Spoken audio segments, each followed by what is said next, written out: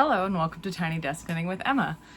It's Monday morning and this was the best time I could find to record. I was gonna do it yesterday, but then I got caught up in a bunch of other stuff and I just forgot, to be honest. Like at some point I got home from whatever I was doing and I was helping my friend install an air conditioner and I just forgot that I had other things. I was gonna call my mom, I was gonna record Tiny Desk Knitting and I forgot, so that's fine. I'm doing it now. Because it's so hot today. We're in a heat wave. I think probably a lot of other people watching will also be in a heat wave on the East Coast and like everywhere. I think it's not just on the East Coast of the US. So it's like today the high is like 98, which I think is like almost 40 degrees Celsius. Did not actually check that math, but I'm pretty sure that's pretty close. It is gross. So I went for a run at like 7 a.m. and I'm taking a cutback week, so I'm not running as much, but I went for like the 5K run at 7 a.m. and it was so hot. Like I felt like disgusting the whole time. So I'm supposed to go to run club later. Maybe I'll just like walk a mile at run club. We'll see how it goes. Maybe I'll feel fine. Just run really slowly or like take some walk breaks. But yeah, it's been a week of a lot of knitting because I've been inside a lot because I've been not outside because it's been hot. So hopefully the heat wave only lasts till like the end of the week and then I think it's gonna go back down into the 80s, which is more normal for June here. But yeah, I made a decision to go to Vermont for like 2.5 weeks in July because it's just too hot here. It's too hot. So I was like, I don't want to fuss with like driving and like I said last week, tons of hours by myself. So I'm just going to go to Vermont. Oh yeah, I talked about this last week. Anyway, I'm just going to go to Vermont on a plane. I'm going to go for 2.5 weeks and it's going to be amazing. So that'll be great. But yeah, I'm here and I did a bunch of knitting. One thing that I did last week was, so I had Thursday off. This is a protein shake. Banana. Ideally frozen, but mine weren't frozen. 2% milk, protein powder, and iced coffee. I should have put peanut butter in it too, but I forgot. Anyway, last week I had Thursday off for the Juneteenth holiday, and I had to go to mass later because it was Corpus Christi, so I had to go to DC to sing. But in the morning, like I didn't even run; it was a rest day, so it was great. I like sat in my bed. Or on my bed. I sit on my bed a lot. I have like one of those like pillows that you can like, it has like the two little arms and it's really cozy.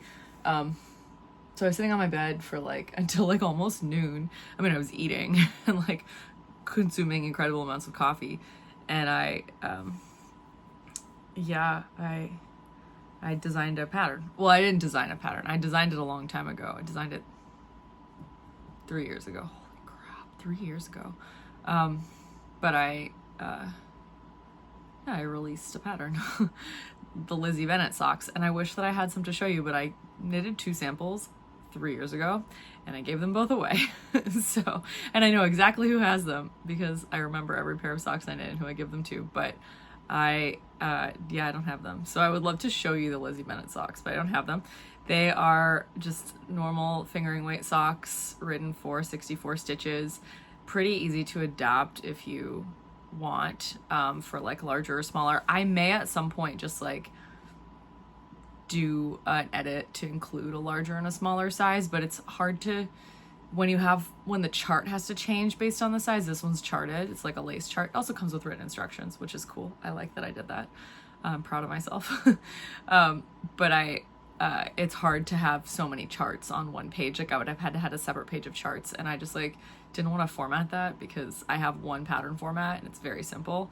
So at some point I'll probably just like replicate the PDFs and then just put in the numbers for a small and a large. But I really wanted to release a pattern and that's fine. And then if you've already bought it, you'll just see that there's an update, you know. So if you want to knit a larger size, you can. But my collar is all wrinkled. There we go. Yeah, so Lizzie Bennett socks. They have 3 little lace panels down the front. They're identical 3 lace panels that go down the front of the sock. The back of the sock is all stockinette, as is the foot. the lace panels continue down the foot. There's pearls in between, like 2 pearl stitches in between each little lace panel on the front. And it has ribbing that is irregular, so it goes into the lace pattern like as seamlessly as possible, which I always think is fun. And it's like a fun little detail that's just like a little bit thoughtful. It's not that hard to do it, but it's fun. So yeah, I enjoyed that I got that out into the universe. I'm really happy with it, so that's good. And yeah, you should buy it on Ravelry. Sorry, I'm like a little messed up in the head clearly today because it's kind of early. So somewhere up there is a link to the Ravelry page where you can buy it. And I will be knitting another pair in Rambler by the Woolly Thistle for the sock sprint next month. So the color that I chose, let's see if I can find it. I know it's in here. Oh no, it's gonna be an avalanche.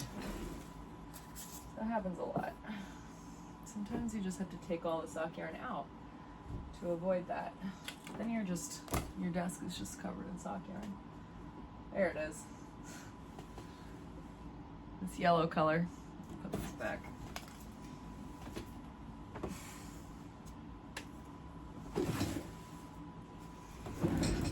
So this is like a golden yellow. I wish I knew what it was called. I'll put you can get it somewhere up there, Rambler, from the Woolly Thistle. This is a 3-ply sock yarn. It is 100% wool. This doesn't have a label because they sent it to me before it was released. Here's another. This one's lichen. It is 80% Dorset, 10% Corriedale, and 10% Grey Romney. So yeah, once again, I think it's like pollen gold or honey gold. I mean, that's a different brand of yarn that has a similar colorway, but yeah, it's like a dark golden kind of ochre color. It's great. And I'm excited to knit the Lizzie Bennett socks with this for the sock sprint. I almost cast them on right away, and then I was like, no, wait for the sock sprint. So that was fun. But yeah, I'm excited to knit another pair. So you can get them on Ravelry. I will be talking about this on the Woolly Thistle too, if you catch me there. If you're looking for a pattern for the sock sprint and you like to knit lacy socks, this is a great pattern. So yeah, I made some progress on this sweater, the Civial Sweater. It's like I forget every time what it's called. Oh, lost a couple stitches.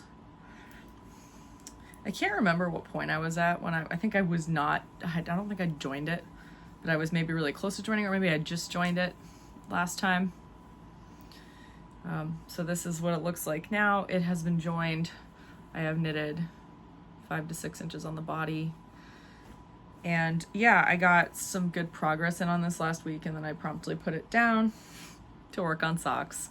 So that's okay. I don't mind the idea of like going back and forth between these projects. You know, just when I feel like working on this sweater, clearly I get a good amount done on it. I did try it on the barber cord and it fits me, so that's good. I really like it. It's meditative, it's fun. I have 4 skeins. One of the skeins has this like kind of like gold like streaks in it, which I think is just because some dye broke. But unfortunately that's not on all of the skeins, so I'm trying to leave that skein out as much as possible. So I used it a little bit, but then like anytime there was like a long strip of like slightly gold or like brownish yarn, I was like, well, there's not going to be enough of this to make it look intentional, so it's just going to look like it's stained. So I would like stop knitting and just like cut that part out. So then I was like, okay, here's what I'm going to do for now. I'm just going to use the other 3 balls of yarn. There's a barber cord in there, but there's 3 balls of yarn and these don't have the yellow streaks. So I'm going to use these, and I'm going to just like, sorry, you can tell, this is just a yarn management tip. You can tell that these ones are smaller than this one. I used like one of these for the front and one of them for the back, and I didn't change yarns at all. I just, for the front yoke and the back yoke, I used this one and this one, 2 separate balls.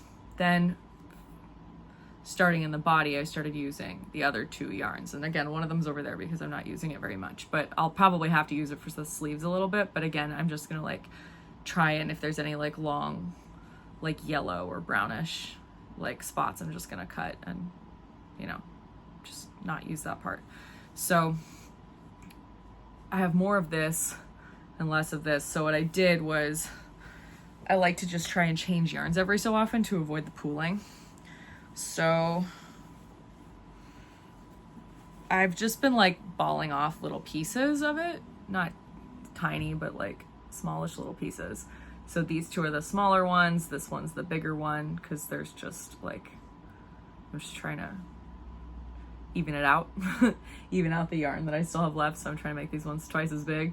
And when I run out of one, this is the one that's currently attached, I will just start knitting with that one. And then when I run out of that, I'll start knitting with this one. And then I'll ball up 3 more of these size balls and do the same thing until the body's done.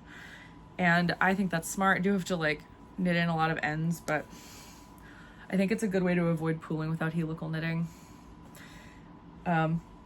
Is it the best way ever to do something? Probably not. The best way for you is the thing that you'll actually do.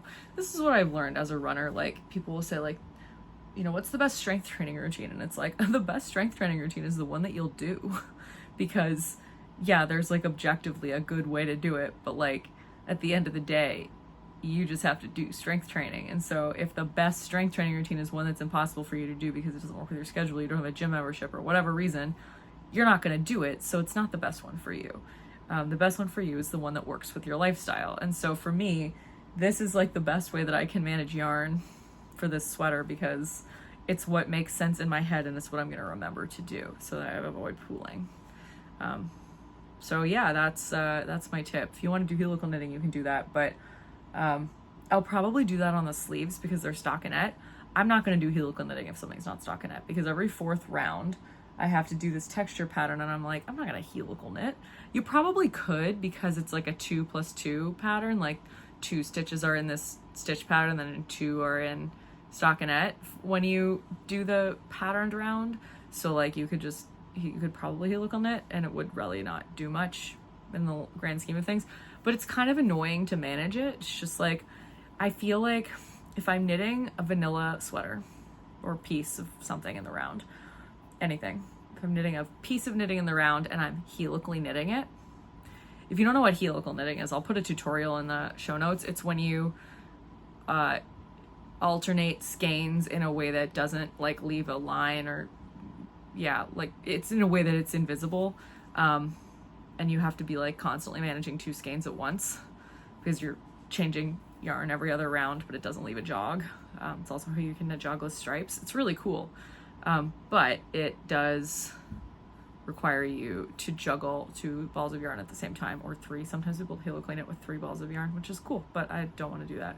So yeah, it is really useful when you really don't want to have any pooling and you have like, if you're doing 1 round stripes, that's useful, but or if you just have like 2 yarns that are like clearly really different, of the same color, and you like really need them to not pool, and if you do like 2 to 3 rounds of each, they'll pool or whatever, it's useful. Anytime you're alternating skeins, it's really seamless, and you don't have to weave in ends like you would if you did my method, but you know, you still have to manage 2 balls of yarn. So what I'm saying is when I knit something that's stockinette, that's helically knit, I still get annoyed. I'm like, this isn't vanilla because I'm managing 2 balls of yarn right now. And one is like on the inside of the piece and I have to like rubber band it together so that it doesn't get lost. And then one has to be on the outside so that they don't get tangled in each other. It's just annoying. I would rather work with small balls for like an inch of work and then just knit in an end, like I am doing in this sweater. So anyway.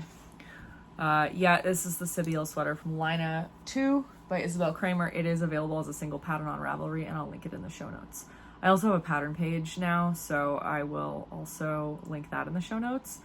And shockingly, I like put a picture on Ravelry, and I'm trying to update the pattern page, or excuse me, update my pattern page. Can't promise that it's great, and I'm updating it all the time, but I am doing my best. Again, there's not that many notes in it because I'm actually following a pattern, which is kind of shocking, but super fun. And this is a hand-dyed yarn if you missed the last couple of times I've been talking about this. It is 100% merino superwash yarn from Wool to Dye For. So it probably will stretch a little bit, because it's superwash, but that's okay. It'll probably pill a little bit because it's superwash. Again, okay. I know what I'm getting into. I haven't been doing much spinning this week. I did a little bit of spinning of Shrek, my fleece. And this is a new bobbin of Shrek's nestlets. Shrek is a Corriedale fleece. It is not actually named Shrek. I just decided to name it Shrek because it had a number for a name. And I thought every sheep deserves a name. This one's going to be named Shrek. So, yep. Pretty good fun. I need to do some more combing because I'm running out of the nestlets. So I'll probably do that at some point this week. Or this weekend. I was going to do some yesterday again. I had the day off from church. I don't know why. I guess it was just like the men only yesterday. Which was a really big relief to me because the air conditioner is getting fixed today in the church, but it was not fixed yesterday, and it was super, super hot yesterday, so I was really glad to have the day off. I literally hadn't had a Sunday in Baltimore off since probably 2022. So usually if I take a Sunday off, it's because I'm away, like I'm traveling, or I am at a race. Usually also traveling. Occasionally the race is nearby, but that's not usually the case. So yeah, I've literally haven't had a Sunday that's just like, and I've thought like, you know, Monica's like, you can just take a Sunday off. I'm like, what would I do? Like I was like almost at a loss. I was like, what am I going to do today? So I went to, there was a race and I could have run it, but it was too hot. It's a 5K race that my friend Jessa was running. So I went to the race to watch her, and it was a 5K. So it was really, first of all, it was at like 7:30 in the morning. And second of all, it's really quick. And Jessa finished in like 20 minutes. So I was only out for like an hour and a half. Like I ran to the start line. I watched the race. I mean, it was pretty boring for like the first 15 minutes because I was just at the finish line. But then people started coming in. Jessa came in 11th, which was amazing. And then, yeah, I like was like, what am I going to do for the rest of the day? So I went home. It was hot. I didn't want to be outside. I went home and I was knitting for a while. I have a new sock pattern that I started designing, and I have knitted a whole sock of it in the last few days. So I'll show that to you. And then I helped my friend Bree install an air conditioner because her AC in her apartment doesn't work very well, and it's 1,000,000 degrees. So she bought an AC unit. Hopefully her landlord pays her back for it because it's kind of like horrible that they don't have one for her. Although we don't know if it's against the law for them not to provide AC. It's definitely against the law for an apartment or a landlord not to provide a heating source, but we don't know about AC. So anyway, it took us a while. We couldn't really do it ourselves. So we called Jordan, my roommate, and her boyfriend, who came and helped us, and Ryan did most of the work, and he was amazing. So we drank a lot of Gatorade and watched and sat in front of a fan because it was really hot in the apartment.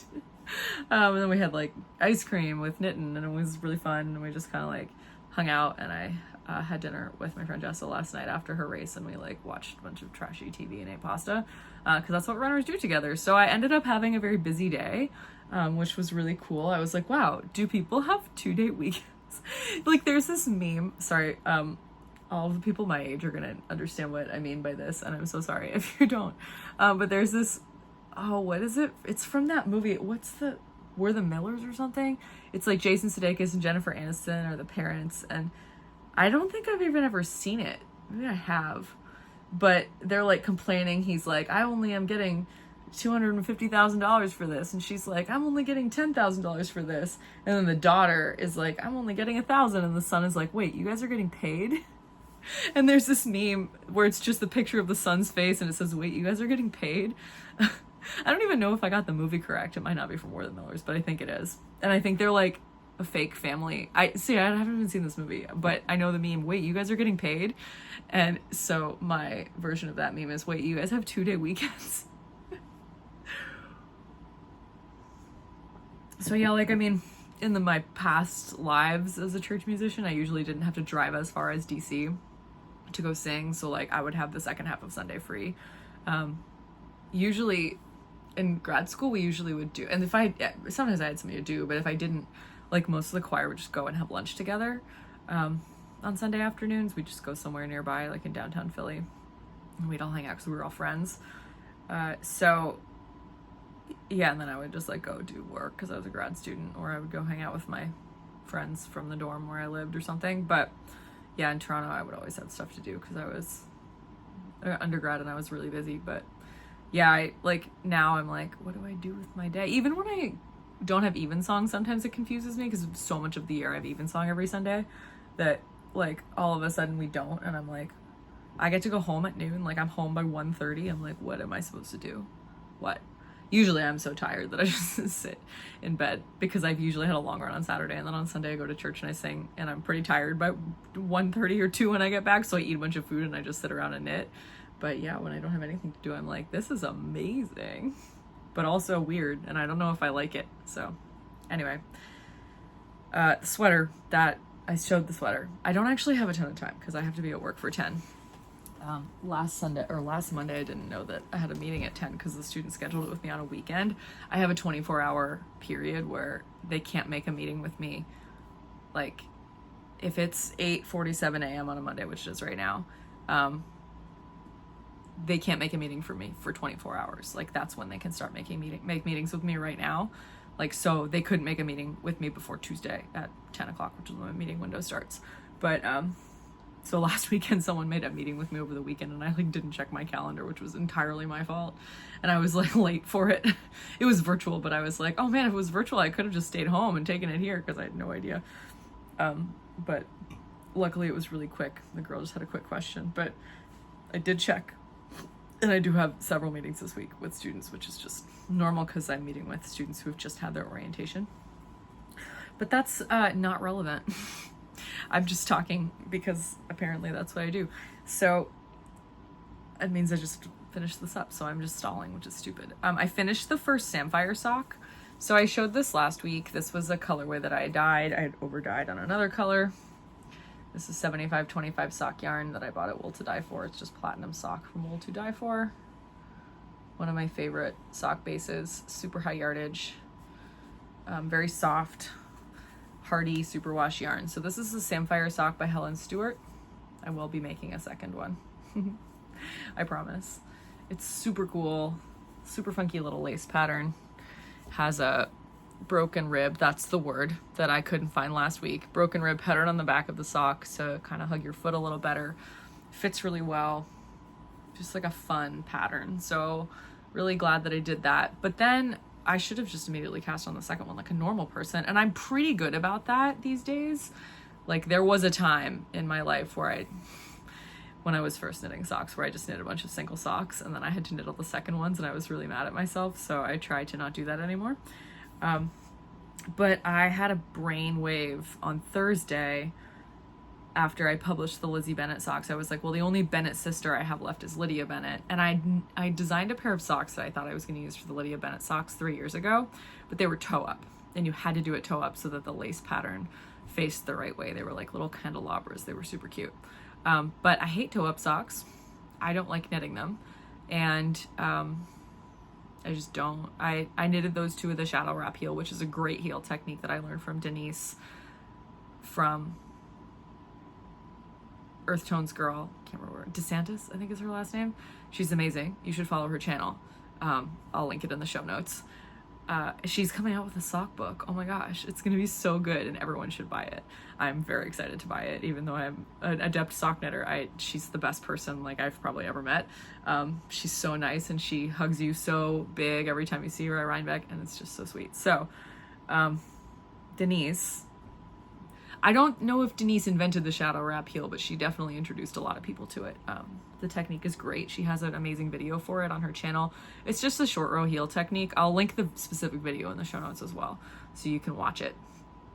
It will not disappoint you. It's really good. If you don't know how to knit a short row heel, this is a really good technique. So yeah, I used the shadow wrap heel on both of these samples that I knitted. But I have a format, like it's just so much easier for me. I'm just like to just plug a new chart in and like change the instructions just like a tiny bit just to suit the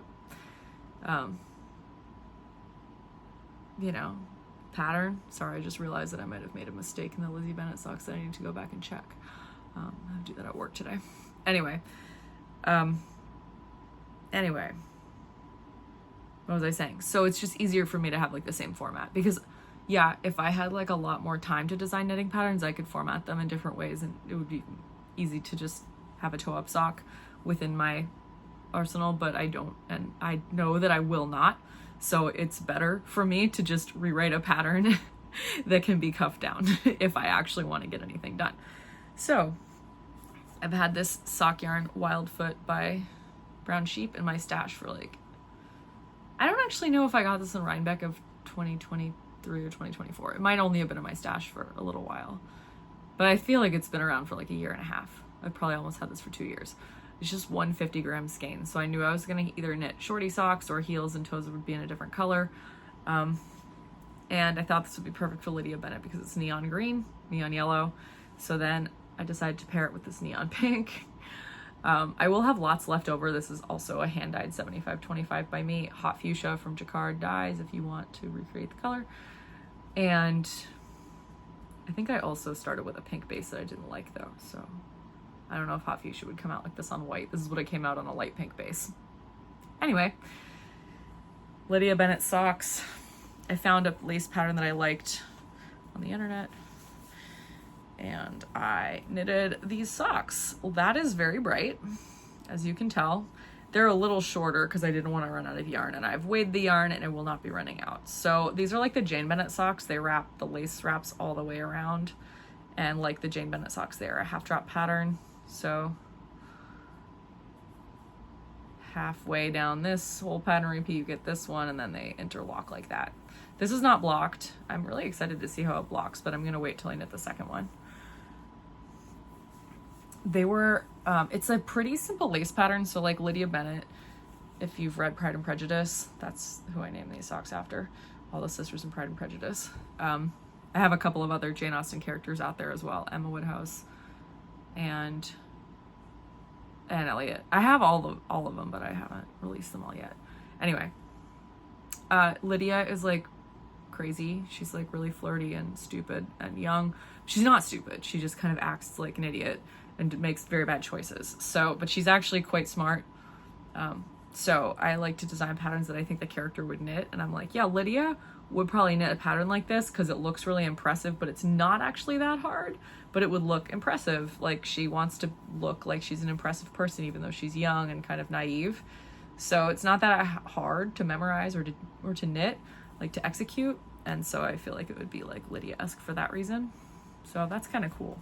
I like to think about that. I haven't actually put this on since I finished it to make sure it fits. Oh yeah, it does. That's what it looks like on. You can see the lace opening properly on my foot. Again, it's not blocked, but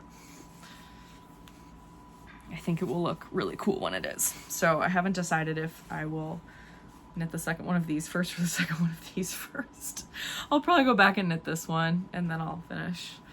And I think working on socks 2 pairs at a time might be a good thing for me. This has a heel flap and gusset, so I was just showing that. And then a stockinette foot. The Wildfoot Brown Sheep yarn is more like a sport weight yarn, so I didn't need to knit as many repeats on the foot. And also it's pretty like thick, so it made kind of a wider sock. So that was fun. I'd never knit with this sock yarn. I don't know if they even still make it because this was like factory seconds and it was $5 at Rhinebeck, so that's fun. But yeah, my current needle, Chalgu, is supposed to be memory free. Not true. It has 2 kinks in it. I've had this since December. I don't know if that means I'm really hard on my socks or I just knit too many socks.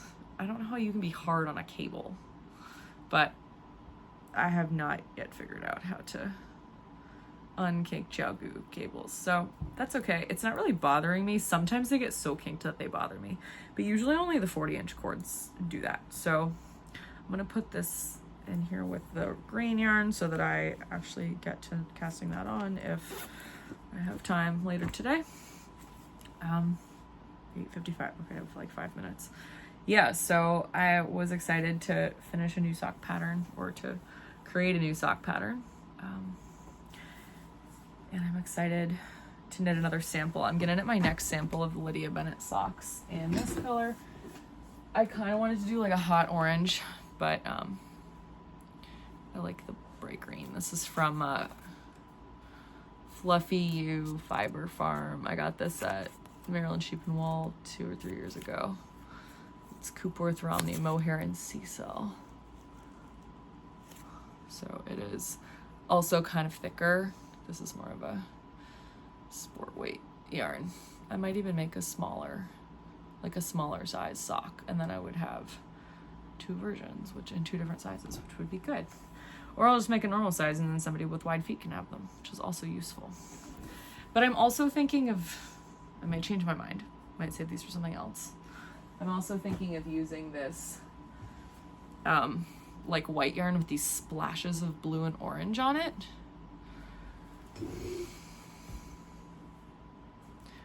If I were thinking ahead better, I would knit socks for knitting with these because they have blue and orange splashes because he went to the University of Illinois. But sorry, Knittin', you can have some lacy socks.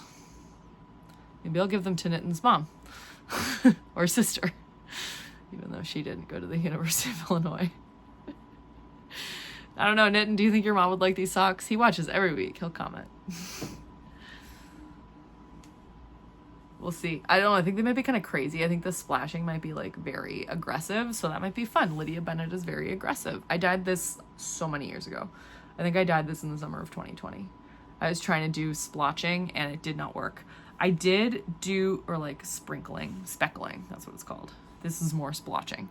I did successfully do a very good speckled yarn that I already knitted a pair of socks in. They were the feather socks, which I also haven't released yet. But I should. Oh, it's because I haven't photographed them. They were knitted, or I designed them for my friend Bree, who I helped install an air conditioning yesterday. I said, what literary character do you like? Because I was designing these literary character socks, and she was like, I don't like literature, I like Emily Dickinson. And I said, okay, I can make that work. So I designed socks that looked like they had feathers on them, which I probably talked about like a year ago. And then I knitted another sample of them earlier this year. So I have 2 samples. I just had to photograph them and then I can release the socks. But I did release socks this week, so I feel good about that. I meant to do like 1 pair a month for like all of 2022, and then it ended up being like 1 pair every 6 months. And that's just how it's been. So that's fun.